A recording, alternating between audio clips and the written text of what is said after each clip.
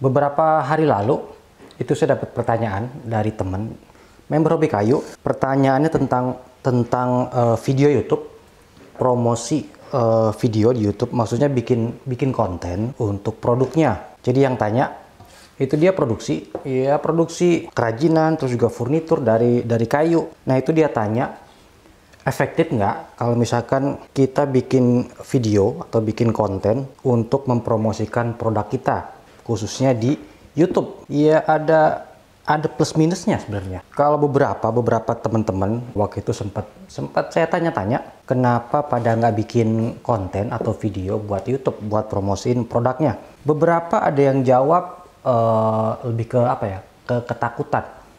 ketakutan produknya ditiru. Terus beberapa ada yang takut brandnya ketahuan, maksudnya pemilik brandnya siapa. Terus beberapa juga ada yang takut ngeliatin prosesnya, workshopnya.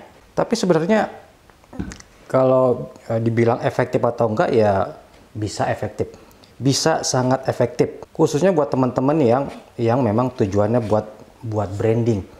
Tapi prosesnya ya nggak bisa cepet, kecuali brand kita sudah punya community sebelumnya. Kalau misalkan belum, dari nol, wah itu membutuhkan waktu dan membutuhkan effort, membutuhkan usaha. Karena kita kalau memang pengen gede channelnya, kita nggak cukup dengan bikin 1-2 video terus kita tinggal. Mesti dibangun channelnya, mesti di maintain, jadi mesti konsisten.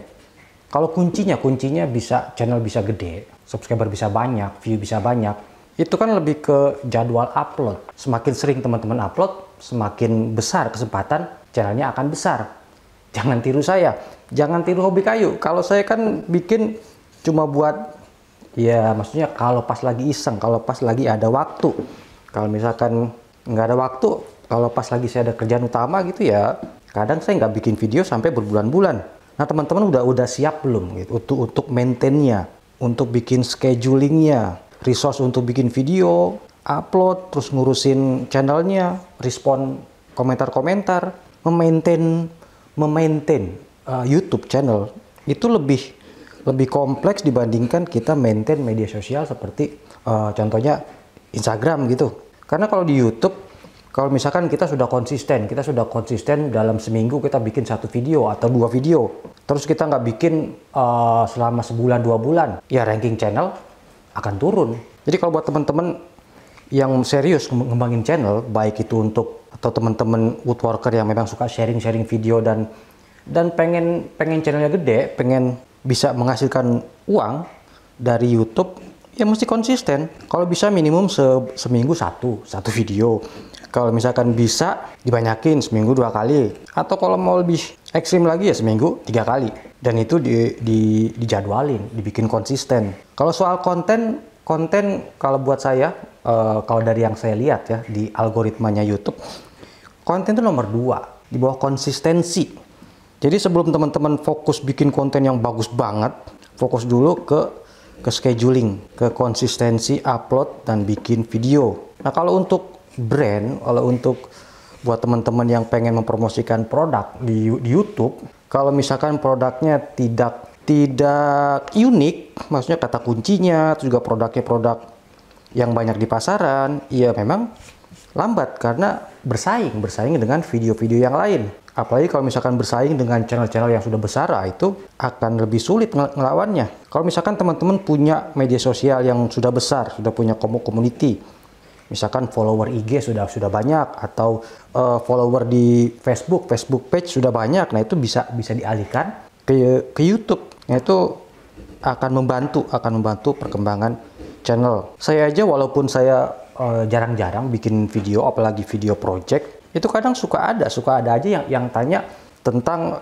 Om bisa dipesan nggak produknya, harganya berapa. Cuma karena saya tidak produksi, jadi sebagian besar, hampir semua itu saya tolak. Terus konten apa yang bisa menarik atau tepat atau pas buat target market, tergantung produknya atau tergantung apa yang mau disampaikan. Jadi gini, kadang kita bikin project, terus kita videoin, kita jelasin prosesnya. Di video kita kasih lihat seberapa rumitnya atau seberapa sulitnya produk yang kita bikin. Nah, itu akan memberikan apa ya? Memberikan pandangan ke customer atau calon customer. Ini loh, prosesnya susah. Itulah kenapa produk kita mahal. Prosesnya rumit, terus juga kita pakai bahan baku yang berkualitas, tools yang berkualitas. Nah, kalau itu cocok buat branding karena memperlihatkan apa ya, profesionalisme. Terus ya tadi memberikan alasan atau memberikan info kenapa produk kita mahal atau produk kita beda dengan yang lain. Nah, kalau teman-teman bisa menampilkan itu dalam sebuah konten, dalam video, bagaimana rumitnya atau bagaimana sulitnya, itu akan memberikan apa ya? Memberikan atau ya, kalau ke customer itu jadi ada ikatan emosional. Terus juga customer bisa lebih menghargai brand. Terus kalau memang terlalu sulit prosesnya, kemungkinan untuk ditiru kan jadi lebih kecil. Tapi lagian kalau Zaman sekarang tiru meniru itu sudah gray area, sudah bias, karena sebagian besar yang produksi pun cuma modifikasi. Kayaknya kalau sekarang saya belum menemukan ide original atau produk original dari sebuah produk, apalagi untuk perkayuan, furniture atau craft. Ada beberapa ada, tapi ya kecil, sangat kecil persentasenya. Kebanyakan ya cuma modifikasi. Terus kalau nggak mau ditiru juga ya bikin videonya ya simpel-simpel aja, jangan terlalu detail, jangan terlalu panjang. Karena kan tujuannya memang untuk customer, bukan untuk woodworker. Kalau memang untuk promosi produk, ya jangan terlalu panjang.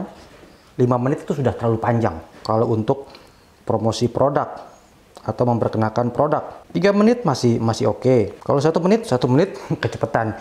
Kalau kecepatan nanti nggak ada yang bisa disampaikan. Jadi kalau teman-teman bikin konten, bikin video buat YouTube, tentuin dulu itu videonya buat siapa. Nanti akan ketahuan kontennya, akan ketahuan isi videonya seperti apa. Kalau untuk woodworker, kita sharing cara pembuatan, itu kan lebih ke detail, terus juga lebih ke prosesnya yang lebih lengkap. Kalau untuk customer kan lebih ke apa ya? Lebih ke tadi menjelaskan proses secara garis besar, penggunaan bahan, penggunaan tools, menunjukkan bagaimana menunjukkan profesionalisme brand kita. Jadi kalau pertanyaannya apakah efektif? Ya, saya kan jawab efektif. Selama channelnya itu di-maintain. Mungkin teman-teman bisa coba, kalau misalkan nggak ada resource-nya, coba dulu sebulan sekali, terus sebulan 2 kali, baru seminggu sekali, baru seminggu 2 kali. Kalau misalkan agak repot, maksudnya nggak ada orang yang bikin, nggak ada orang yang take video atau ngedit, mungkin bisa pakai sistem saya. Kalau saya biasanya bikin sekaligus. Kalau misalkan teman-teman pengen upload seminggu sekali, berarti kan dalam setahun ada 48 minggu, 48 video. Nah, itu teman-teman bisa bikin sekaligus, lalu nanti publishnya teman-teman upload semua, lalu di setting publish seminggu sekali, atau bikin per 6 bulan atau per 3 bulan. Terus terakhir, buat teman-teman yang branding, maksudnya yang tujuannya untuk branding, itu mesti profesional dalam menyampaikan konten. Judul itu bukan nggak boleh, judul itu kalau bisa jangan clickbait. Begitu juga dengan thumbnailnya. Itu kalau buat branding ya. Kalau cuma buat jualan sih, itu bisa teman-teman coba, walaupun saya tidak sarankan ya. Jadi kalau buat teman-teman yang produksi, yang mau mempromosikan brandnya atau produknya, bikin videonya atau bikin kontennya ya untuk customer, untuk calon customer, bukan untuk woodworker, bukan untuk DIY. Karena itu cara pembawaannya atau isi kontennya sedikit berbeda. Oke, kayaknya segitu aja ngobrol-ngobrolnya tentang konten, tentang YouTube, khususnya untuk promosi, baik untuk produk maupun brand. Oke, semoga bermanfaat videonya, ngobrol-ngobrol singkatnya. Semoga bisa memberikan sedikit informasi buat teman-teman yang masih ragu. Coba bikin konten, coba bikin video, karena kalau kita nggak coba, kita nggak akan tahu hasilnya. Oke, nanti kita ketemu lagi di video-video berikutnya kalau sempat. Sampai jumpa.